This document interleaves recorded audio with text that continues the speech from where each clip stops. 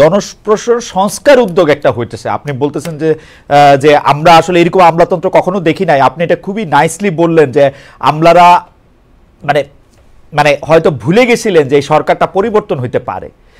তো এইটা তো যখন এটা সংস্কার করার উদ্যোগ নেওয়া হয়েছে এই সরকার, তখন প্রশাসন ক্যাডারদের মধ্যে মানে প্রশাসন ক্যাডারদের সঙ্গে অন্য ক্যাডারদের বা ভিতরে বাইরে দ্বন্দ্ব প্রকাশে চলে আসতেছে। স্যার আমরা কিন্তু অ্যাবসলিউটলি দেখতেছি যার যার স্বার্থ হিস্সা আদায়ে সবাই ব্যস্ত। সবাইকে খুশি রেখে এই সংস্কার বাস্তবায়ন স্যার কেমনে এটার মধ্যে এটা করা সম্ভব? ঠিক আছে, ধন্যবাদ আপনাকে। আসলে রিফর্ম কিন্তু খুব একটা পেইনফুল এক্সারসাইজ, এটা যে কোনো ব্যক্তির জন্য, সমাজের জন্য, রাষ্ট্রের জন্য। এখানে জনপ্রশাসন সংস্কার কমিশন কাজ করছেন এবং এখানে অত্যন্ত মেধাবী এবং যোগ্য লোকরা আছেন। তারা কাজ করতে গিয়ে কিছু তারা সুপারিশমালা সংগ্রহ করবেন, নিজেরা সুপারিশ চূড়ান্ত করবেন, সরকারের কাছে দিবেন। যেমন ডক্টর তোফায়েল আহমেদের কমিশনের যে একইভাবে হবে। সরকার এগুলি বিভিন্ন স্টেক হোল্ডারদের সাথে আবার কনসালটেশনে যাবেন, প্রধান উপদেষ্টা নিজে সেই কমিটির দায়িত্ব নেবেন বলে বলা হয়েছে। বিশেষ করে রাজনৈতিক দলগুলির সাথে যখন আলোচনা হবে তারপরে সিদ্ধান্ত নেবে, এবং সিদ্ধান্ত নেওয়াটা কোন পর্যায়ে নেবে, এটা বর্তমান পর্যায়ে নেবে অথবা নির্বাচিত সরকারের হাতে পরবর্তী নির্বাচিত সরকারের জন্য রেখে যাবে, এটা একটা ইয়ার ব্যাপার। এটা এখন পর্যন্ত চূড়ান্ত হয়নি ব্যাপারটা।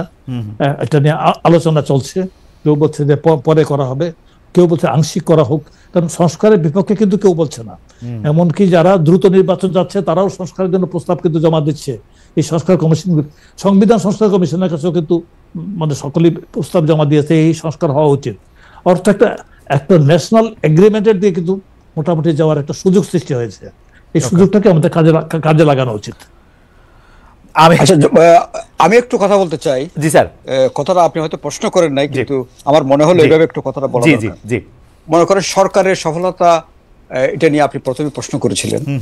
তো সেই হিসাবে এটা ব্যাকগ্রাউন্ডটা জনাব মজুমদার বলেছেন, কোন পরিস্থিতিতে সরকার আসছে এবং দেশটা কোন অবস্থায় ছিল এবং কি অবস্থায় এখন আছে। সেটার মধ্যে একটা জিনিস হয়তো আমাদের ভুলে গেলে চলবে না, যখন বড় ধরনের ক্রাইসিস দেশে আসে তখন বোধহয় এটা আল্লাহর তরফ থেকে কিছু রহমত নাজিল হয়। এরকম করে একসময় বিচারপতি শাহাবুদ্দিন সাহেব দায়িত্ব নিয়ে দেশটাকে রক্ষা করেছিলেন একভাবে, এবং উনি কোনোদিন চিন্তা করেন না যে উনি এই রাষ্ট্রের দায়িত্ব নেবেন, কিন্তু এসে গেছেন ঘটনাক্রমে, এবং এসে উনি ওনার প্রেজেন্সটা দিল এক ধরনের একটা আশীর্বাদ। ঠিক একই রকমভাবে এই যে এরকম একটা সরকার পতন হতে পারে, এইরকম মানুষ যে পিপিলিকার মতো সারা ঢাকা শহরে তিল ধরনের জায়গা নাই, এরকম মানুষ আসতে পারে, এটা কিন্তু কেউ কল্পনা করে নাই। যেন এটা আকাশ থেকে যেন ফেরেশতা নেমে আসছে, একটা পরিবর্তন হয়ে গেছে। পরিবর্তনের পরে দেশটা কিভাবে চলবে এটাও কিন্তু একটা বিরাট ধরনের কোশ্চেন ছিল। যদি এই সময় প্রফেসর ইউনূসের মতো লোক এসে হাল না ধরতো তাহলে এই সরকার কিভাবে টিকতো আমি জানি না।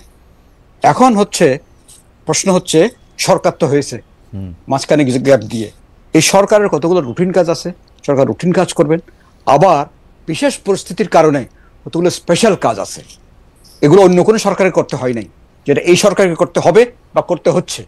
এটা হচ্ছে এই যে একটা 16 বছরের পরিস্থিতি, তারপরে যে একটা এত বড় অভ্যুত্থানের যে প্রত্যাশা, এটাকে ধারণ করতে গেলে, এটাকে পূরণ করতে গেলেই কিন্তু বিশেষ ধরনের কতগুলো কাজ এই সরকারকে করতে হবে। সেই কাজটা আমি 3 ভাবে দেখি। একটা হচ্ছে প্রথম বিচার, কারণ অপরাধ করেছে যারা, অপরাধ অনুযায়ী বিচারের সম্মুখীন মানুষকে করতে হবে, এখানে কোনো ক্ষমার অবকাশ নাই। এটা যদি আপনি করেন তাহলে আবার রিপিট হবে। এই বিচারটা কার হবে? একটা পলিটিশিয়ান যারা উপরে ছিলেন তাদের হবে, বিউরোক্রেসি যারা মাঝখানে থেকে কাজ করেছেন তাদের হবে, নিচের দিকে থেকে যারা করেছেন তাদের হবে, এবং ইলেকশন কমিশনের বিচার হওয়া দরকার আছে। একদম যদি ধরেন উপর থেকে এই রিটার্নিং অফিসার তাদেরও বিচার হওয়ার দরকার আছে। বিচারটা কি করবেন, কিভাবে করবেন সেটা ডিসাইড করুন, কিন্তু বিচার একটা প্রধান কাজ এই সরকারের। দ্বিতীয় কাজটা হচ্ছে সংস্কার, কারণ এই যে শুধুমাত্র একটা ইলেকশনের জন্য কিন্তু এই পরিবর্তন হয় নাই। একটা ইলেকশন অবশ্যই একটা অপরিহার্য জিনিস, শুধু ইলেকশনের জন্য কিন্তু এই পরিবর্তনটা হয় নাই। আমরা কিন্তু ভুলে যাচ্ছি এটা। সংস্কারগুলো কিন্তু কোথায় দরকার, কিভাবে দরকার, এই সংস্কারটা সব এই সরকার করে যেতে পারবে তেমন কোনো কথা নাই। যে উদ্যোগটা নিয়েছে সেটা খুব শুভ উদ্যোগ, যে কমিটি করেছে, কমিশন করেছে, সংস্কার একটা রূপরেখা তৈরি হবে। এই রূপরেখার মধ্যে থেকে কিছু সংস্কার হবে, একদম ইমিডিয়েট করা দরকার। এগুলো ইমিডিয়েট করতে গেলে সংবিধানও লাগবে না, আইনও পরিবর্তন করা লাগবে না, বিনা এক্সিকিউটিভ অর্ডারে এগুলো হতে পারে। আর কিছু সংস্কার হবে মধ্যবর্তীকালীন সময় সংস্কার, রাইট, আর কিছু হয়তো দীর্ঘমেয়াদী সংস্কার। হ্যাঁ হ্যাঁ, এই জন্য এই কাজগুলো করতে হবে, না করলে এই সরকার। আর 3 নম্বর হচ্ছে নির্বাচন। 3 নম্বর হচ্ছে নির্বাচন। ওকে, আমি আপনাকে অনেক ধন্যবাদ প্রফেসর তুফাইল আহমেদ।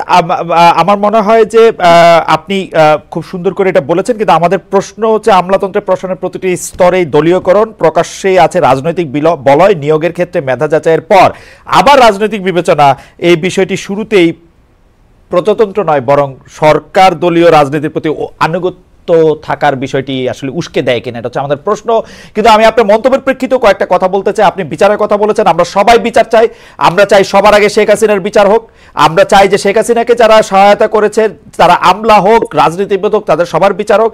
কিন্তু বিচারের নামে এখন যেটা চলতেছে সেটা আপনারা খেয়াল করতেছেন কিনা, যার তার নামে যা ইচ্ছা তাই মামলা দেওয়া হচ্ছে, একইভাবে মানে নামহীন গোত্রহীন মামলা দেওয়া হচ্ছে, এবং ফোন করে বলা হচ্ছে যে আপনার নামটা সরিয়ে দেব এই মামলা থেকে নাম প্রত্যাহার করার জন্য। সেটা দেখতেছেন কিনা। 2 হচ্ছে সংস্কার, যেটি কথা আপনি বলতেছেন, অবশ্যই এই সরকার বা প্রতিষ্ঠিত হয় নাই শুধুমাত্র ইলেকশনের জন্য, কিন্তু ইলেকশনটাও একটা বিরাট বড় কারণ ছিল যার জন্য এই সরকার পরিবর্তন হয়েছে। শেখ হাসিনা ইলেকশন দেয় নাই বলে সরকারের পরিবর্তন হয়েছে। ইলেকশনটা সর্বপ্রথম কাজ বলে আমি মনে করি গণতান্ত্রিক সরকারের কাছে ফিরতে হবে সবার আগে, এবং নির্বাচনটা তো করতেই হবে, নির্বাচনে নানা রকম ভাবে। স্যার, আপনি যদি আমার প্রশ্ন জবাব দেন এবং আপনার মন্তব্যের প্রেক্ষিতে আমার মন্তব্যের ব্যাপারেও যদি স্যার একটু আলোচনা করেন। আমি বিচারের ক্ষেত্রে কিন্তু তদন্ত পর্যায়ে একদম শেখ হাসিনার পথে হাঁটতেছে অনেকগুলি জায়গায়। আমি 100টা উদাহরণ দিতে পারি। সংস্কারের ক্ষেত্রে আমি বলতে পারি যে সংস্কারটা গণতান্ত্রিকভাবে করা উচিত, আর নির্বাচনের ক্ষেত্রে আমি বলতে পারি যে যা যা কিছু নির্বাচনের মেজার নেওয়া উচিত সেগুলি নেওয়া উচিত। না, আপনার সাথে মোটা দাগে কোনো দ্বিমত নাই, কিন্তু বিচারের ক্ষেত্রে যেটা হচ্ছে সেটার সাথে আমি একমত। যাকে যে ধারায় যেখানে মামলা দেওয়া দরকার, সবাইকে যদি আপনি খুনের মামলা দেন, এটাতে প্রমাণ করা ডিফিকাল্ট হবে। যেমন কিছু পদলেহী সাংবাদিক, তাদের নামে আপনি মামলা দিয়েছেন, এটা খুনের মামলা। তার খুনে কোথায় আপনি জড়িত করবেন?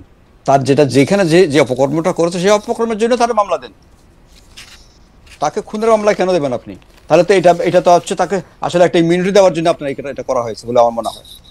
যাকে যে কাজে, যেমন ধরেন কিছু পলিটিশিয়ানস আছেন, তারা সরাসরি খুন করেন নাই, হয়তো হুকুম দিয়েছেন, সহায়তা করেছেন, কিন্তু উনি অনেক ফাইন্যান্সিয়াল দুর্নীতি করেছেন, কারাপশন করেছেন, টাকা পাচার করেছেন।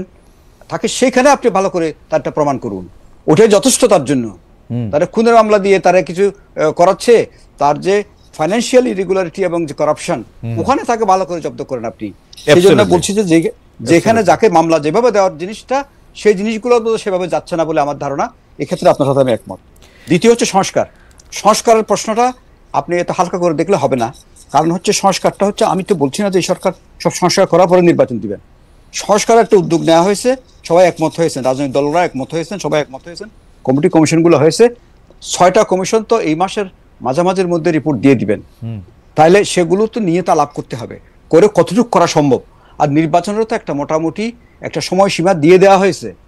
তারা কি আরো আগে চান নির্বাচন? পরিষ্কার করে বলুন যে আগামী 6 মাসে আমাকে নির্বাচন দিতে হবে। এখন যেটা প্রধান উপদেষ্টা মহোদয় যে তারিখ, সেই সময়সীমা দিয়েছেন, সেই সময়সীমার সাথে একমত না হলে বলুন যে আপনার সময়সীমাটা আরো সংক্ষিপ্ত করুন, আমাদেরকে দিন। না, এই সময়সীমা একদমই যৌক্তিক, এবং আমি মনে করি যে ঠিক আছে।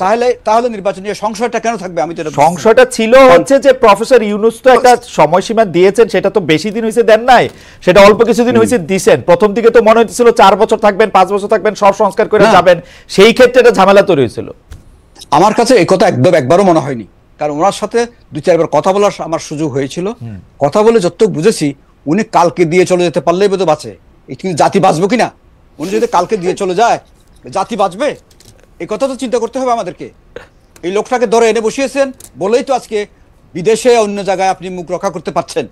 এটাকে মোকাবিলা করতে পারতো না। আমি আপনার সাথে এগুলো ভাবতে হবে, কিন্তু আমি আপনার সাথে একমত যে প্রফেসর ইউনূসের বক্তব্য এবং অনেক সময় অনেক উপদেষ্টাদের বক্তব্য, অনেক সময় এই সরকারের যারা সমর্থক যে নাগরিকরা আছেন তাদের বক্তব্য আসলে অনেক সময় মনে হয় অন্যরকম। স্যার, আপনারা মনে হয় কিনা জানি না। না, আমি বলছি যে সময় না, এটা হচ্ছে বিভিন্ন বক্তব্য দিচ্ছেন, যারা দিচ্ছেন তাদেরকেও বলছি, আপনারা আল্লাহর ওয়াস্তে এই লোকটাকে বেইজ্জতি করবেন না। কারণ উনি যদি হঠাৎ করে বলেন আমি থাকবো না, ভাই আমার যথেষ্ট হয়ে গেছে, এনাফ ইজ এনাফ, আপনারা ম্যানেজ করতে পারবেন না। এই রাষ্ট্র ম্যানেজ করতে পারবেন না। আপনাদের ঘরে, বাইরে, সীমান্তের ওপারে, এই পারে, সেই চারিদিকে এত শত্রু উৎপাতে আছে, এখন এই লোকটা একটা শিল্ড হিসাবে কিন্তু আপনি এখন ব্যবহার করতে পারছেন, কিন্তু তাকেও যদি আপনি সঠিকভাবে হ্যান্ডেল না করেন তাহলে কিন্তু আমাদের বিপদ কিন্তু কাটবে না। আর যেটা বলতেছিলাম যে স্যার, যে আমলাতন্ত্র এবং প্রশাসনের প্রতিটা স্তরে যে দলীয়করণটা যেটা আশা বসছে, সেটা আপনি কিরকম দেখতেছেন? আমরা অন্য প্রসঙ্গে একটু বেশি আমার মনে হচ্ছে আপনি যে এখানেও আপনার অবজারভেশনের সাথে আমি একমত।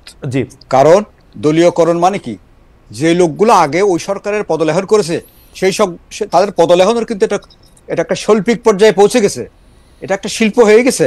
তারা জানে এখানে কিভাবে পদলেহন করতে হবে। যারা আগে পদলেহন করে নাই তারা এখনো পারছে না, কারণ তাদের অভ্যাস নাই, এটা তাদের রক্তের মধ্যে সেটা নাই।